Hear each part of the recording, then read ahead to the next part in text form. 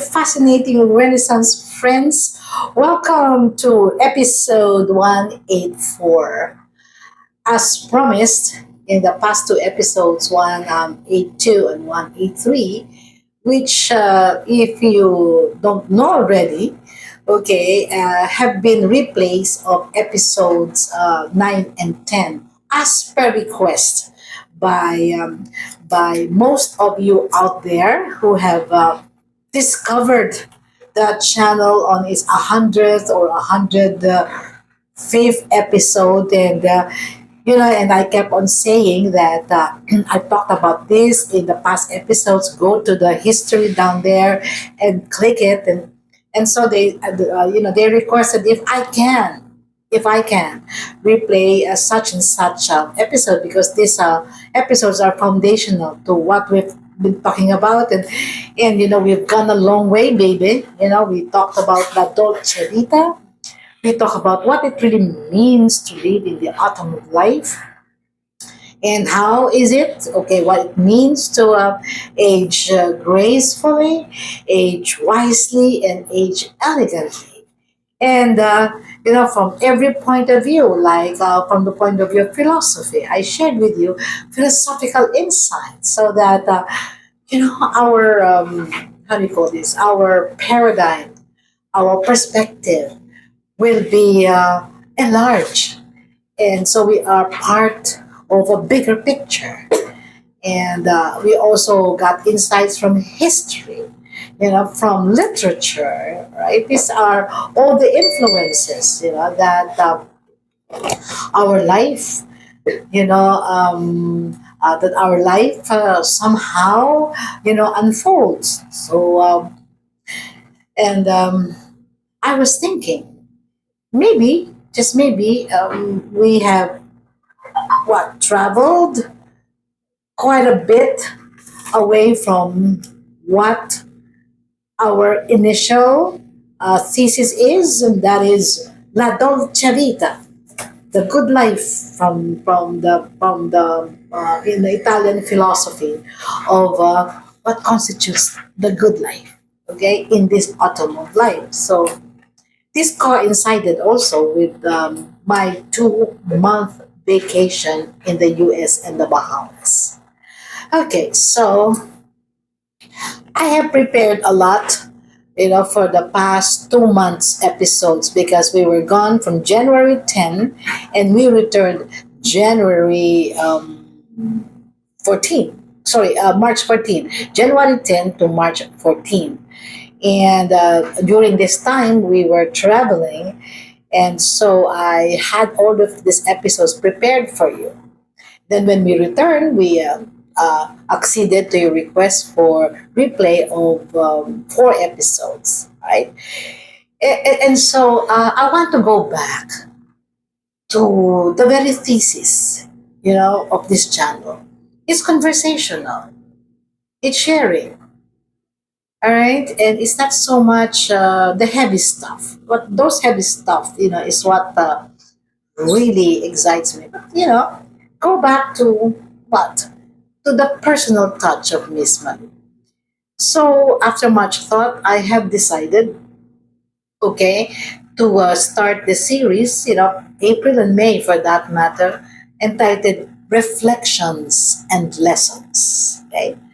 Not much notes I would have for you, because I'm really coming out from the experience of it. But I'd like to bring you together with that. Okay, so reflections and lessons. Reflection simply means, when you look at something like a pool of water or a very clear glass, you see your image. Okay, so it's reflected back to you. You see what is, and in our case, when we reflect, what has been, and how is it related to what will be. Okay, and in the process, I will share with you, all my experiences during my 2-month vacation in the U.S. So I I will start. This is an intro to that. So there's not much to, there's not much in terms of anecdotes, but I just, it's an intro. So it will be very different. Like it is not, it is not what it's not a narrative of, oh, I did this, oh, I did that, oh, we saw this and we saw that. Not from the point of view of a tourist. After all, it's not my first time in the US. We always go to the US every 2 to 3 years because the kids are there. They live there, and and my two sisters are there, and two of our kids are there. We have one kid here, So basically, majority of families there, so we go there. But it's so different. So now I want to begin with the difference. Okay, the difference in perspective. Before, when I go to travel, first thing in mind is shopping. Really, really shopping. All right, shopping. And this time it was not really about shopping, you know, but it is about seeing with a different perspective. So, yes, there's not much shopping that happened. In fact, I didn't even brought back home the proverbial chocolates. So I told our grandchildren here, guys, no chocolates because I didn't go shopping. All right. So what we did was really seeing places, new and old familiar places. But the difference lies in before I would look at these places, just enjoying the view, seeing with my physical eyes. Oh, there is this beautiful meadow. Oh, this is a tall building. Oh, just seeing them. For some reason, there has been a big change. I wasn't just seeing it with my physical eyes, but more importantly, I was seeing the same spot with a different set of eyes. I was seeing it with my mind's eye. So, which means seeing and then thinking. And so I realized I've been using some kind of, how do you call that? Some kind of some kind of structure, if you can call it a structure. So I told you, these episodes would be very, very conversational. I'm speaking off the cuff, nothing written, all of that. I should say some kind of a structure, if you can call it, the three M's, just for us to remember. Like moment. The first M is moment, the second M is memories, the third is meaning. Let me tell you, how will this unfold. Okay, when I say moment, if I'm, which I will be sharing with you, let's say, for instance, okay, so let's give it a classic example. Okay, anyway, this is intro. I will do a chronological, sequence, but this is just really intro. When my daughter-in-law and my son in LA asked me, Mommy, where do you want to go this time? Okay, so I said, bring me to Palm Spring. This is a part of California, it's Palm Spring. I said, oh, so you want to see the contrast between high mountains and the desert below? I said, yeah. Because Palm Spring is a county. On one side, you have the San Jacinto Mountains, 10,840 feet high.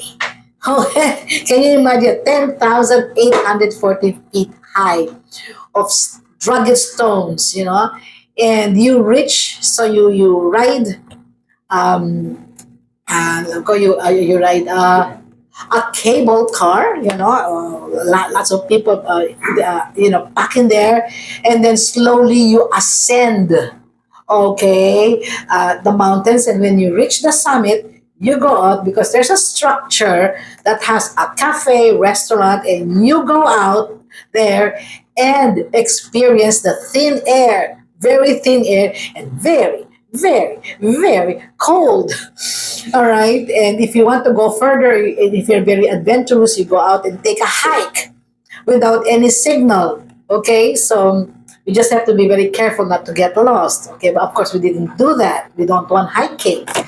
But really, okay. So One example, we had to wait for 3 hours before we even, had a chance to ride the cable car because so many people in line going, to that place, and we went there. So we took pictures in a hurry because it's biting cold. Okay, but when you're there, totally different feeling, right? And you look down in the horizon and you'll see the desert. Okay, no green, no green inside because it's a desert. It's just really sand, and in the middle of that you would have some kind of hotel where we stayed, so you can see the contrast. Okay, and while I was there inside, of course, I'm viewing it, but at the same time there are a lot of feelings happening. And one surprising thing is, I am afraid of heights and closed places, meaning the cable car is big enough to, I think, take in 20, 30 people. So we're all cramped up like that. That's very claustrophobic because although it is covered, in glass, so we could see and then it rotates. It is not just going slowly up to 10,000 feet, but as you go along, it rotates. Okay, so that you can see all around you the different parts of the mountain, and you do that 20, 30 people inside, so that's claustrophobic. And I'm afraid of heights. So when we were in Hong Kong, and there was this cable car ride also in Victoria, the two peaks, Victoria Peaks. I was actually, my eyes were closed, and the kids were telling me, "Mommy, open your eyes so that you can see." Blah blah blah. But I couldn't because I was afraid of heights. But the discovery there, I had my eyes wide open. I was looking down and I was looking up, and I wasn't scared at all. For some reason, those fears were gone. And it kept me thinking, what is happening to me? You know? So this is really what reflections do. You ask yourself, you go inward and ask yourself, what is this experience teaching me? What do I remember, from this? And what will my life be after the experience? Okay? So, my fascinating Renaissance friends. Okay, this is just an intro. It's just to tell you that we will be doing this, and in the process, to get to know more about me. But it's really more of how do you reflect on life? Because I think I copied it here. It says here now. I will be reading. It says here. I sorry. Maybe living your best life just means, okay, just means slowing down enough to see how good it already is. Let me repeat that. Maybe living your best life just means slowing down, reflecting, slowing down to see how good it already is, how much it has enriched your life. That is what I intend to do, my friends. So, in the next episodes, I will begin, sharing with you chronologically where we've been and what were the moments that caught my attention, the memories that triggered, and how, the meaning, okay, of my life now after the experience. Okay? So until then, don't forget to like and subscribe and join me in the next one. Next 13 episodes on reflections and lessons. Okay? Goodbye.